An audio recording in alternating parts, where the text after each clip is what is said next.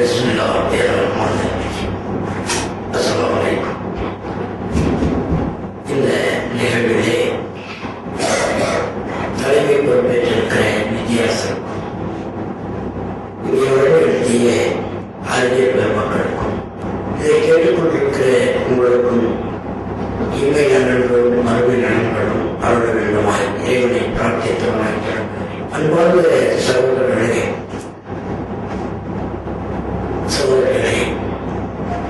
எந்த எதிர்பார்ப்போடு நான் இங்கு அழைக்கப்பட்டேன் என்பதை இந்த நிமிடம் வரை நான் உணர முடியவில்லை. இங்கே தரப்பட்டிருக்கிற இந்த புத்தகத்தை பற்றி இந்த விழாவை நான் பங்கேற்க வேண்டும் என்று பல காலத்துக்கு முன்னாலே, பல நாட்களுக்கு முன்னாலே அழைக்கப்பட்டிருந்தேன். ஆனால் நேற்று முன்தினம்தான் இந்த புத்தகம் என்னை வந்து சேர்ந்தது. அந்த நிமிடத்திலே இருந்து இதை படிக்க நான் எவ்வளவுதான் ஆர்வம் இருந்தாலும் என்னுடைய பள்ளிகள் உடல்நலக் குறைவு காரணமாக மருத்துவமனைக்கு சென்றதாகிவிட்டதே. என் நேரம் கழிந்து கொள்வதனாலே இந்த நூலை நான் வாசித்து முடிக்க முடியவில்லை. எவ்வளவு ஆர்வம் இருந்தது. இந்த புத்தகத்தை நான் படிக்கவே இல்லை.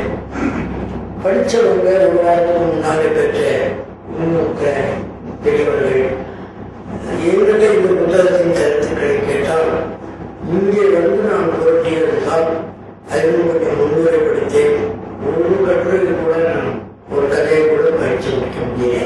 இதன் மூலம் சகலமானவர்களுக்கும் தெரிவிக்கப்படும் யார் என்றால், இனிமேல் இந்த மாதிரி நிகழ்வுகளிலே கொஞ்சம் கூடிய கவனம் செய்யும். எங்களை அது மாதிரி மாட்டி விடக்கூடாது. நான் சரியா பேச முடியாது.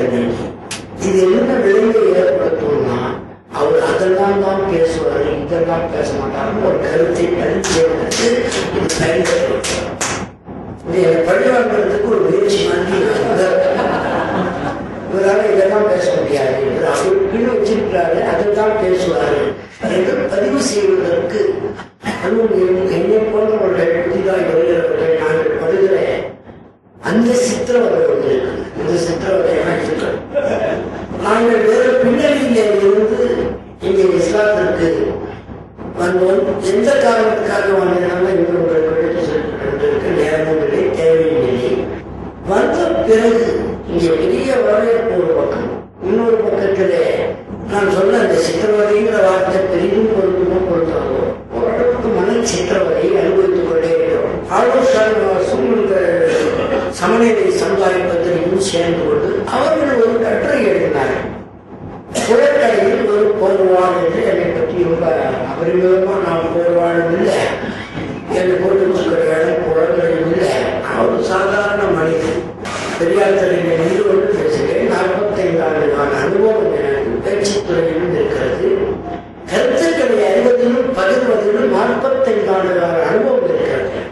எதை சொல்லுவது என்றாலும் ஆதாரபூர்வமாக திரட்டி வந்த செய்திகளை நான் படித்த உளவியல் சார்பாக அதை பொருத்தி பார்த்து மக்கள் மனத்தில் பதிய வைப்பதிலே ரொம்பவும் அக்கறை உள்ளவனாக திகழ்கிறவனால் அந்த அர்த்தத்திலே ஒரு சங்கராச்சாரியார் ஜெயேந்திரத்திலே, அதே போல ராமகோபாலன் இந்து முன்னணி தலைவர்களிடத்திலே நேரடி விவாதத்தில் நத்தியமாக இருந்த போதே இந்த மதமாற்றம் போன்ற செய்திகளை பற்றியெல்லாம் அவர்களிடத்தில் விவாதித்து அவர்கள் மதத்திலேயே அவர்களுக்கு எதுவும் தெரியவில்லை என்று அவர்களே ஓடு போகிற நிலையில இங்கே காட்சிகளாக வந்தன.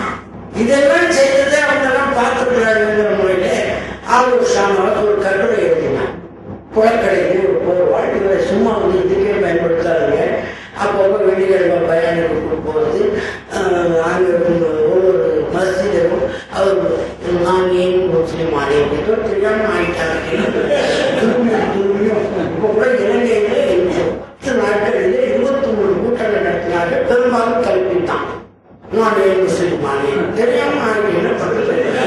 கொழும்புலேருந்து வலிகமாக இழுத்து அடிச்சாங்க. ஒரு நாளைக்கு 3 கூட்டம், ரொம்ப தூரம் பயணங்கள் போனா என்ன பேச சொல்லுட்டா, நான் ஏன் முஸ்லீம் ஆனேன் அப்படின்னு பேச சொல்லுவாங்க. இது கேட்பதற்கு சுவாரஸ்யமாக இருக்கும். இப்படி இது மாதிரி பண்றாங்களே இந்த தம்பிகள் எழுதினாங்க இந்த பத்திரிகையில. அதற்கு எதிர்வினை என்ன என்பதை அதற்கான சித்திரவதையை இங்கே பதிவு செய்ய விரும்புகிறேன். நாம் அனைவரும் இஸ்லாமியர்கள், அதில் ஒன்றும் சந்தேகம் இல்லை. அதாவது மற்ற சகோதர சகோதரிகளை பொறுத்து இங்கே நாம் கூடியிருப்பவர்கள் பெரும்பாலான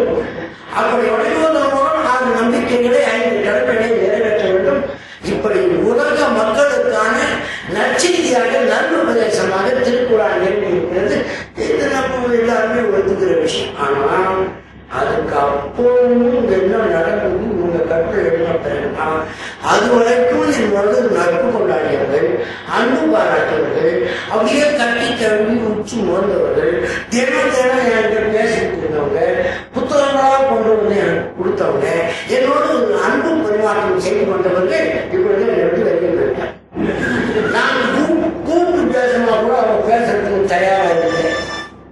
மலேசியாவில் ஒரு இஸ்லாமிய மாநாடு நடந்தது. அந்த மாநாட்டிற்கு அழைக்க பிரியாபாசனாக இருந்த அப்துல்லாவை அழைக்கலாமா வேண்டாமான்னு கருத்தரங்கம், பட்டிமன்றம், திட்டமிடல் எல்லாம் செஞ்சிருக்கிறாங்க. எதுக்கு இவ்வளவு விரிவாகிட்டது மன்னிக்க வேணும். இந்த செய்தி தொடர்பு இல்லை போல் தோன்றினாலும் கூட இதுதான் மனச்சித்திரம். நான் ஒன்றும் லெட்டர் போட்டு யாரையும் கூப்பிடல. நான் இஸ்லாமிய நான் விட்டேன், என்னை வந்து பார்க்குமாறு மிக தாழ்வோடு கேட்டுக்கொள்கிறேன் என்று யாருக்கும் நான் அழைப்பு வைக்கிறேன். பெரிய பெரிய தலைவர்கள், அதில் தௌஹீத் தலைவர், சுன்னத் ஜமாத் தலைவர், தௌஹீத் தமிழ்நாடு தௌஹீத், இந்திய தௌஹீத், எல்லோரும் சுன்னத் ஜமாத்து, தப்லீக் ஜமாத்து என்னவோ சொல்றாங்க. பேரெல்லாம் எனக்கு தெரியாது. ஏகப்பட்ட பேர் வந்து பார்த்தாங்க இன்னும் போய் பார்த்தாங்க.